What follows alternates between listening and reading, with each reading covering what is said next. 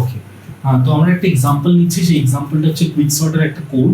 তো কুইকসর্টের কোড আমার এখানে একটু জায়গাটা কম আছে বলে আমি এইভাবে রিপ্রেজেন্ট করেছি, প্লিজ একটু ম্যানেজ করো।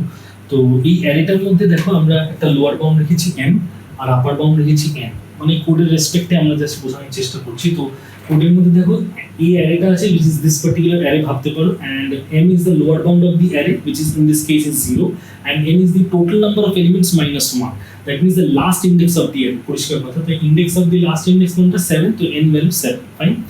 তিনটে ভ্যারিয়েবল আমরা রেখেছি i j পিভট, কেন রেখেছি আশা করি নিজেরা বুঝতে পারছো।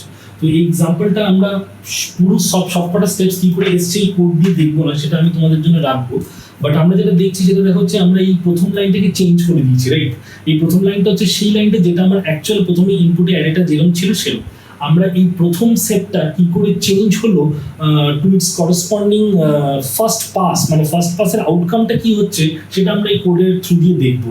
ফার্স্ট পাসের আউটকাম বলতে এই 10 পিভট যেটা 10 ছিল সেটা নিজের পজিশনটা এক্স্যাক্টলি কোথায় গিয়ে পাচ্ছে সেটা আমরা দেখবো, এবং সেটা ঠিকভাবে পাচ্ছে কিনা, যেরকম আমরা আগে আমাদের এক্সাম্পলটা দিয়ে ডায়াগ্রাম দিয়ে দেখলাম ট্রি লাইক স্ট্রাকচারে, ঠিক সেম জিনিসটাই কোডের থ্রু দিয়ে হচ্ছে কিনা সেটাই আমরা করে দেখবো, ফাইন।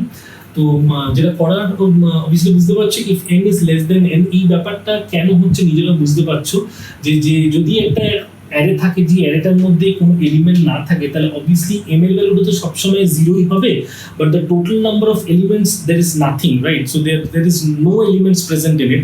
তো অবভিয়াসলি n এর ভ্যালুটা তখন কোনো একটা এমন ভ্যালু হবে যেটা অবভিয়াসলি m এর চেয়ে ছোট হবে, মানে n তো কিছুই নেই, রাইট।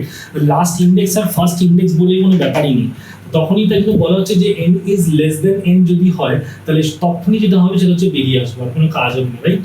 তো যেটা বলার বিষয় সেটা এরকম কিছু যে যেটা বলার বিষয় সেটা এরকম কিছু যে আমরা যদি m is less than n দিয়ে স্টার্ট করি তাহলে দেখো এখানে pivot equals to a of m রাখছি, that means pivot always holds the first indexed element, right? Pivot always holds the first indexed element, তাহলে first indexed element of an array of a sub array, whatever you want to call it। তাহলে pivot সবসময় প্রথম এলিমেন্টটাকে ধরে আছে i, পিভটের পজিশনের ঠিক পরের পজিশনটাকে ধরে আছে j, লাস্ট ইন্ডেক্স পজিশনটাকে ধরে আছে।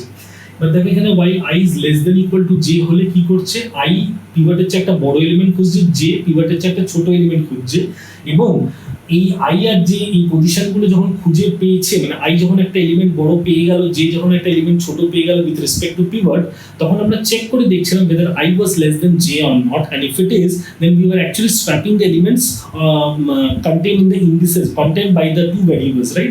i j index position থেকে পয়েন্ট করছে, j index variable position থেকে পয়েন্ট করছে, এদের দুজনের এলিমেন্টকে আমরা সোয়াপ করছিলাম। তো দেখো এখানে সেটাই লেখা আছে, যদি i is less than j হয় তাহলে আমরা সোয়াপ করছি a i j, ফাইন। তো এই প্রসেসটা আবার চলছে ততক্ষণ যতক্ষণ i is not crossing j, তার মানে i যতক্ষণ গ্রেটার দেন j না হয়ে যাচ্ছে ততক্ষণ এই কাজটা চলবে, রাইট। তো যদি তাই না তাহলে আমরা এই এক্সাম্পল দিয়ে দেখছি। তো অবভিয়াসলি আমরা পিভটকে p দিয়ে ডিনোট করছি, and i is equals to m plus 1 and j equal to m। তো দেখো আমরা ফার্স্ট এখানে কি জিনিসটা করেছি, pivot equal to a of m, আমরা পিভটকে p দিয়ে ডিনোট করছি, p, i equals to m plus 1, i equal to m plus 1, j equal to m, j equal to m, fine। Now while i is less than equal to j, i value 1, j value 7, so 1 is less than equal to 7, obviously it is। তো এখানে equal to কেন হচ্ছে সেটা আমি আসছি, হ্যাঁ, মানে তোমরা ভাবতে পারো যে কেন sir why i is less than j নয়, i less than equal to কেন, সেটা আমি আসছি।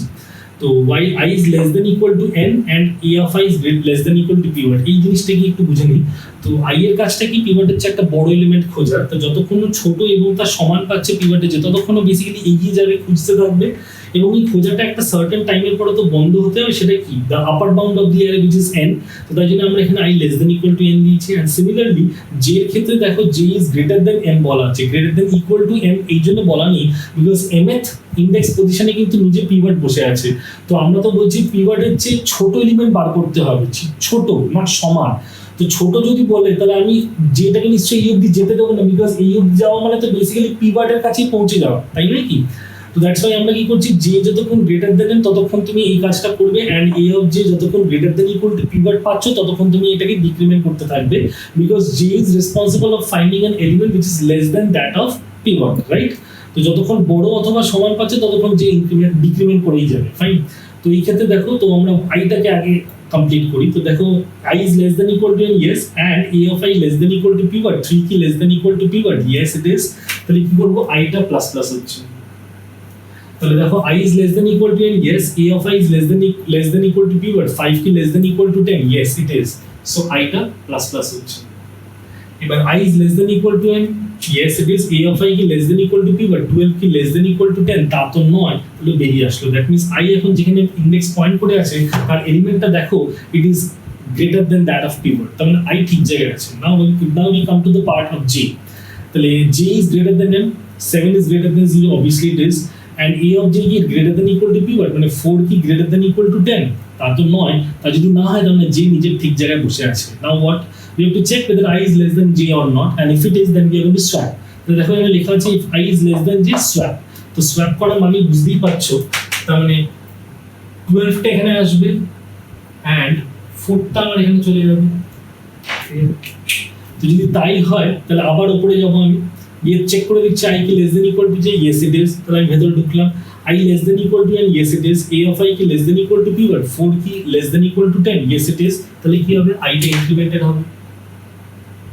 ইনক্রিমেন্ট হওয়া মানে দেখো কি বলছে, i is less than equal to n, yes it is, a of i কি less than equal to p, but মানে 15 কি less than equal to 10, তা তো নয়, বেরিয়ে আসলাম, তাহলে 15 is greater than p, but সেই অবস্থায় দাঁড়িয়ে আছে। এবার j এর পার্টে আসছি, j is greater than n, yes, a of j কি greater than equal to p, but 12 কি greater than equal to 10, yes it is, তাহলে j কি হবে, ডিক্রিমেন্ট হবে। এবারে अगेन j কি greater than n, yes it is, a of j কি greater than equal to p, but মানে 19 কি greater than equal to 10, yes it is, so j will be decremented। এবার নাও j is greater than n, yes it is, a of j is greater than equal to p, but মানে 1 কি greater than equal to 10, তা তো নয়, বেরিয়ে আসলাম। দেখো j যেকে point করে আছে সেটা is less than p, but now we check whether i is less than j or not, if it is we swap, if i is less than j, yes it is, so swap। swap করা মানে কি হচ্ছে দেখো, obviously আমার এখানে 15 আসবে and এখানে চলে যাবে হচ্ছে 1, রাইট, সো এখানে আমার j আছে, তো এটা আমার j ছিল, সো अगेन আমি উপরে গেলাম, i কি less than equal to j, yes it is, নাও এবার ঢুকছি, এবার বলছে i less than equal to n, yes it is, a of i কি less than equal to p, but 1 কি less than equal to 10, yes it is, so what happens, i plus plus, so i comes over here। now i is less than n, yes it is, and a of i less than equal to p, but 15 ki less than equal to 10, তা তো নয়, i stops there। now we come to the j part, j ki greater than n, 5 ki greater than 0, yes it is, and a of j ki greater than equal to p, but 15 ki greater than equal to 10, yes it is, so what happens, j comes to here। now j ki greater than 0, তা yes it is, and a of j ki greater than equal to p, but মানে 1 ki greater than equal to 10, তা তো নয়, বেরিয়ে আসলাম। এবার check করে দেখবো that we need to swap between i or j or not, i কি less than j এখানে, obviously not, so we are not going to swap between i and j। আর যদি এটা না হয় তখন আবারও উপরে যাচ্ছে, দেখো i কি less than equal to j check করছে, obviously not, তাহলে ওই লুপের থেকে বেরিয়ে চলে এসে কোথায় আসলো, এখানে আসলো। এখানে কি করছে দেখো, এবার কার মধ্যে হওয়ার কথা ছিল, j আর পিভটের মধ্যে, তাহলে দেখো m আর j, m এর ভ্যালুটা হচ্ছে পিভটের পজিশনটা j এর মধ্যে, দ্যাট মিন্স কি হবে, দ্যাট মিন্স এইখানে আমার 10 এসে গেল আর এখানে কত গেল, 1 গেল, রাইট। সো এখানে চলে যাওয়া মানে হচ্ছে দেখো এবারে অ্যারেটা দুটো ভাগে ভাগ হচ্ছে, তাই আমরা করেছিলাম a m j -1, ভালো করে দেখো এইটা তাহলে সেই j পজিশনটা ছিল, রাইট, j এখানে সেই লাস্ট থেমেছিল, তাহলে আমার দুটো সাবঅ্যারে কোডটা হলো, একটা এই অবধি হলো, একটা এইখান থেকে এই অবধি হলো, দ্যাট মিন্স একটা 0 থেকে 3, একটা 5 থেকে 7, তাহলে সেটা কিভাবে হচ্ছে, n থেকে j-1 আর j+1 থেকে j, এটা তাহলে j+1 থেকে n অবধি, তাহলে দেখো লেফট সাবঅ্যারেটা তাহলে কত হচ্ছে, 0 থেকে 3, m থেকে j-1, এটা হচ্ছে লেফট সাবঅ্যারে a, m, j-1, তাহলে এর জন্য আবার কুইকসর্ট আলাদা করে হচ্ছে, এইটা কমপ্লিট যতক্ষণ না হচ্ছে ততক্ষণ পরেরটা কল করছে না, এইটা যখন পুরো কমপ্লিট হয়ে গেল তখন এবার দেখো এইটা কল হচ্ছে a j+1n, a j+1n মানে কি হচ্ছে দেখো এখানে j+1 বলতে এটা হচ্ছে j+1 till n, আমি আমার প্রিভিয়াস ভিডিও লেকচারে ঠিক এক্স্যাক্টলি যেভাবে আমি পিক্টোরিয়ালি আমার অ্যারেটাকে ভাঙছিলাম, মনে করে দেখো প্রিভিয়াস ভিডিও লেকচারে আমি ফার্স্টে বাঁ দিকেরটা কমপ্লিটলি ভেঙে শেষ করলাম, তারপরে কিন্তু আমি ডান দিকে গেলাম। তো তো এক্স্যাক্টলি এইভাবে কিন্তু প্রোগ্রামটা চলছে। তোমরা জাস্ট এই দুটো ভিডিও লেকচারকে কোরিলেট করলে বুঝতে পারবে যে এটা এর সাথে কিভাবে চলছে। তো এই পার্টটা মানে এই যে ভাঙার পরে এই জায়গাটাকে কি করে ও আবার কুইকসর্ট চালিয়ে এই কাজটা সেম করছে, এটা আমি তোমাদের জন্য হার্ড হোমওয়ার্ক হিসেবে রাখলাম। যে এ এখানে গেল, n এখন 0 হলো, j-1 নাও বিকামস 3, সো n নাও বিকামস 3। সেই অবস্থায় এই পার্টিকুলার জিনিসটা কি করে আবার 1টা পিভট থেকে 1 নিজের জায়গায় সোয়াপ হচ্ছে, এই জায়গাটা তোমরা নিজেরা কোড চালিয়ে দেখবে। But the way or method of execution, কি সিকোয়েন্স অফ এক্সিকিউশন হচ্ছে, সেটা আমি প্রিভিয়াস ভিডিও লেকচারে যেভাবে এক্সাম্পলটা আমি ফার্স্টে বাঁ দিকেরটা সলভ করে তারপর ডান দিকে গেলাম, এখানে ঠিক কিন্তু সেম জিনিসটা হচ্ছে, ফার্স্টে বাঁ দিকেরটা সলভ হচ্ছে তারপর কিন্তু ডান দিকেরটা সলভ হচ্ছে। তো এইভাবে we actually explain the coding of quicksort.